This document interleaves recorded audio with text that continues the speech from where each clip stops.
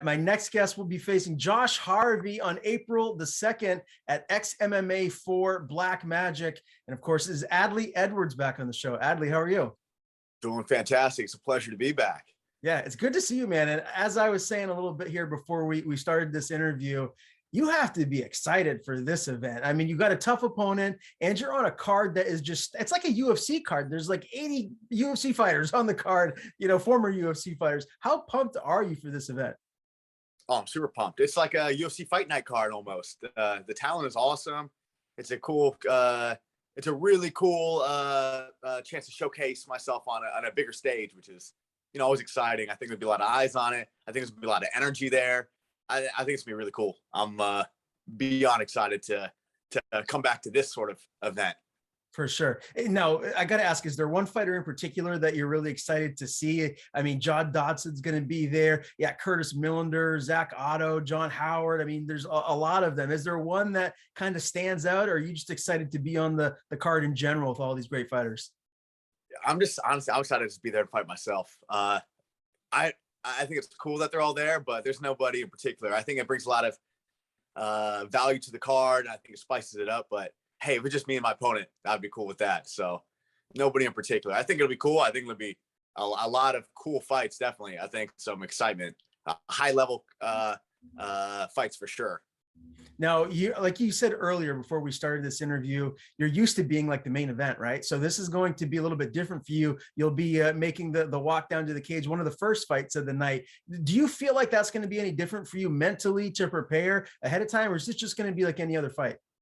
I don't like it, to be honest. I think a lot of times the longest period is you're warming up, you're waiting, you're not sure how long it's going to be till you're on there. You got, fights can be early.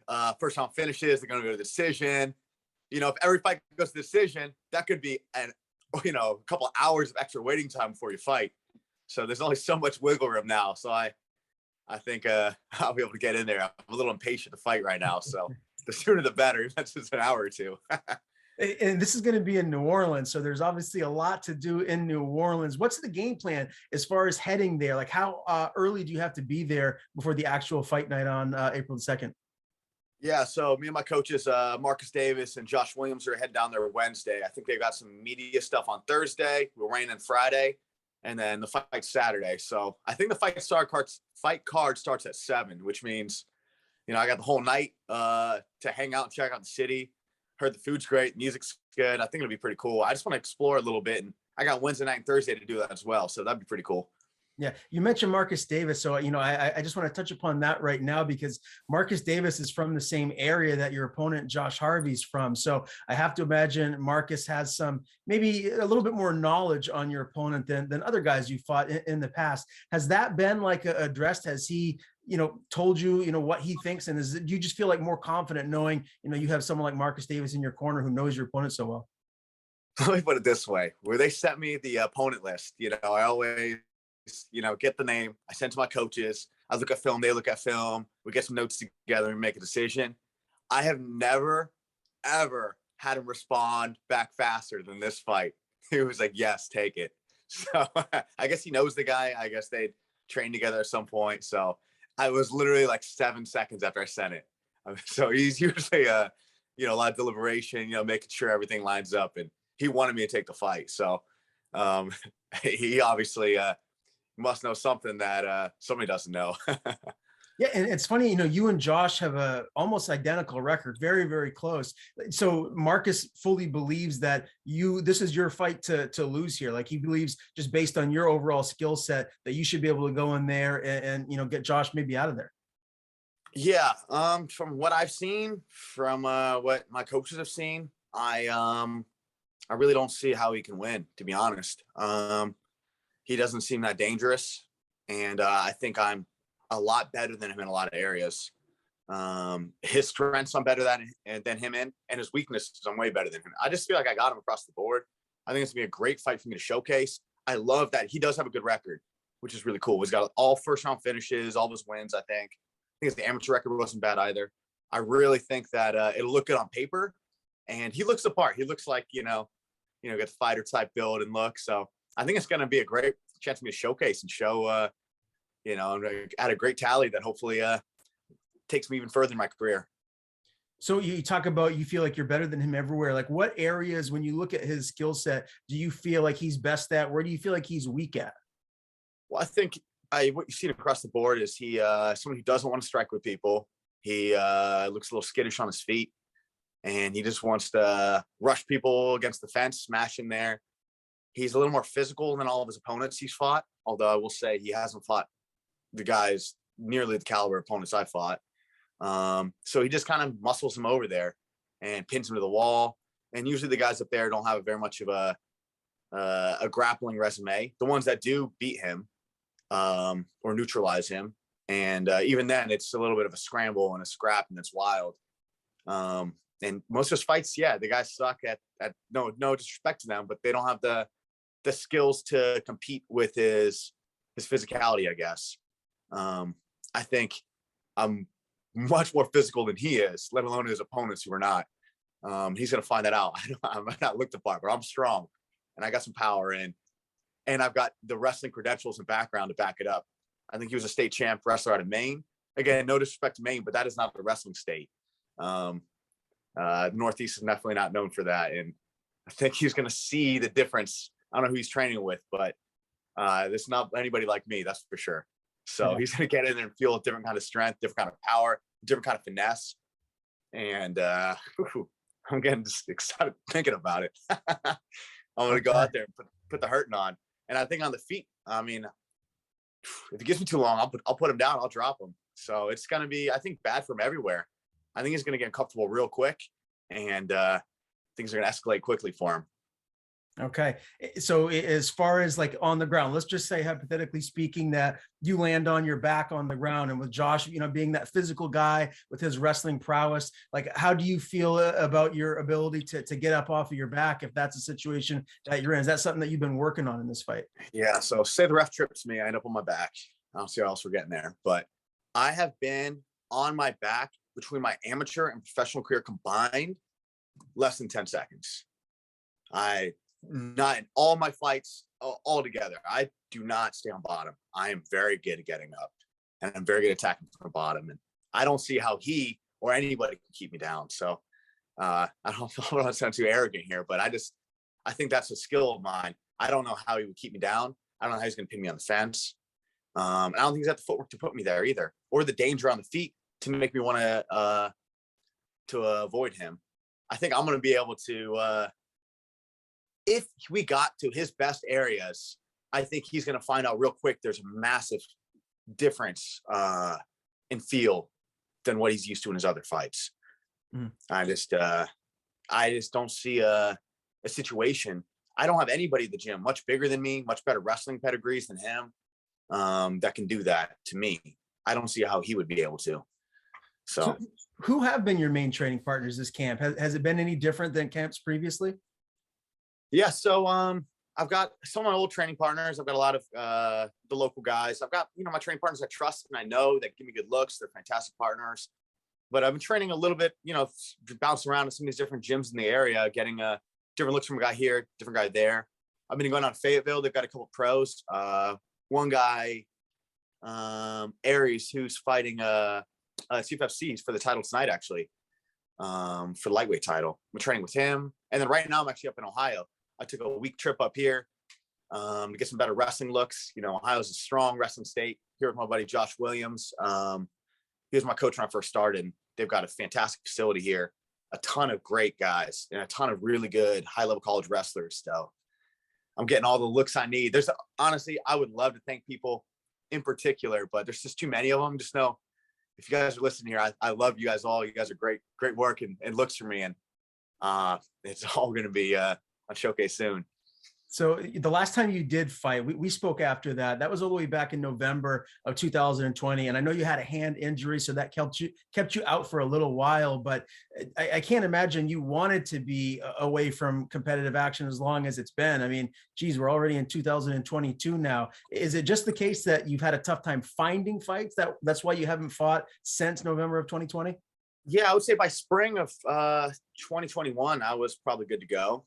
I'm sure if I hit someone's head at the wrong angle, it might have been an issue, but I've been ready to go for the last probably year now.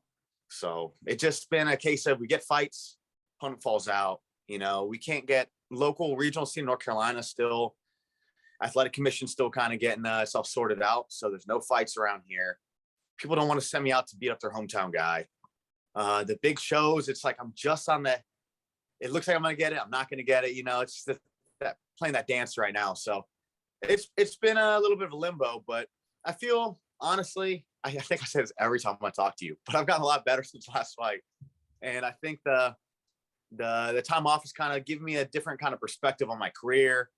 I've been very impatient, and I feel like I've deserved that spot. I'm eager to get out and improve myself. At this point, I'm liking the journey. I love getting better, and I feel like it's added a different sort of patience to my game, which has been an issue. I think I've been known for stepping on the gas when I don't even need to in fights, and burning through energy that's unnecessary. And I feel like I've gotten a little bit of I haven't had a chance to show it. And hope that I'll, bite my tongue here and don't, go ham right away in this fight here. But I feel like I've got a little bit of veteran savvy even my sparring rounds. I feel like I'm able to understand the pacing and control much better. And I think you're going to see a much more calculated, a much more precise, and I think that's going to eventually be a much more dangerous version of myself. So I think the layoff has been good for me in that sense, at least. Okay. Geez, that sounds good for, your upcoming fight. With everything that you're saying, it sounds like you're dialing in and you're hitting on all cylinders right now. Correct me if I'm wrong, but weren't you supposed to fight on Contender Series before? Didn't you have something lined up, or it was almost lined up? Yeah, I was going to fight. I was going to headline the event against Terrence McKinney, he's been doing great. He had that loss for Drew Dober on that last minute, but he had a good 2-0 in the UFC. We were supposed to fight back in, I don't even know, man. It's been like 4 years ago, I think. And then I had an injury. It took me out. And then right as I recovered from that injury, I had a couple fights fall through, and then COVID hit. And then COVID was a big layoff. And then I was waiting around because I thought I was going to get Contender Series again. They wanted me to be a little more active. Of course, I couldn't have been because of COVID. So I got a fight, and I fought again a month later, and I broke my hand. And that's full circle. Here we are. So what does a win here at XMMA for on April the 2nd? What does this do for you? Does this get you straight into the UFC? Does it get you that Contender Series shot? Like, what do you feel like a big win here does for you next in your career? Man, I don't know. I have no idea. Every time I think I am, I'm not. So I'm not putting too much pressure on that. I just want to go out there, fight, because I love to fight. And whatever happens afterwards happens. If they shoot me a UFC contract, yeah, I'm signing it. Let's get it. If another big organization shoots one over to me, I'm signing. I want to fight the best guys in the world, and it's gonna happen eventually, and I'll be ready for it when it is. But I don't want to set myself up for disappointment. So we'll see what happens. I think I'll have a good showing though, and I think I'll make a good case for why I should be there. That's for sure. So if anyone can't be there in person for this event in New Orleans, how can they watch online? Is there a pay-per-view? Is it on UFC Fight Pass? How can people watch at home? Even better, man. They have it free on YouTube live. So everybody's got YouTube, I think. Yeah. I hope so. So yeah, you should be able to see the whole card. Make sure you tune in early because I will be up there at an early fight, probably a quick fight. And then, yeah, stick around for the whole card. It should be cool. So yeah. April 2nd, 7:00. I think that's the last I've heard, at least. So official prediction, how do you see yourself getting your hand raised? It sounds like you feel like you're going to be able to beat him wherever this fight goes. I wouldn't be surprised if I dropped him and finished him after that. Maybe I'll knock him out. Depends I don't know how good his chin is. I'm either going to put him down with strikes or a knockout. And we'll see how he decides to take it after that.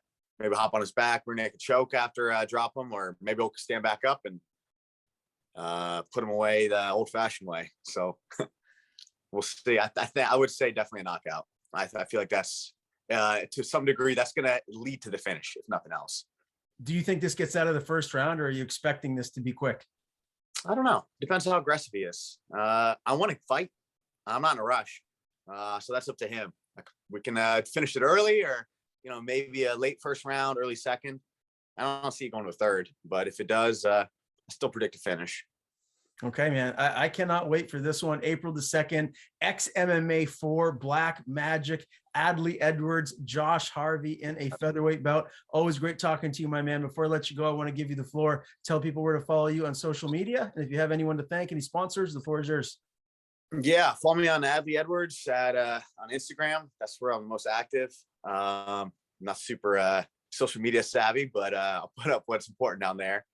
And a big thanks to my sponsors, Graham Clements, always keep my body. And then Vose Stone, James Vose, soon to be mayor of Pittsburgh, my man. He's always been awesome for me, taking care of me, one of my OG sponsors. And then Toro BJJ, always taking care of me. One of the only times when I'm not wearing the shirts, actually. So they're awesome, great jiu-jitsu, combat sports apparel company. So thank you guys very much.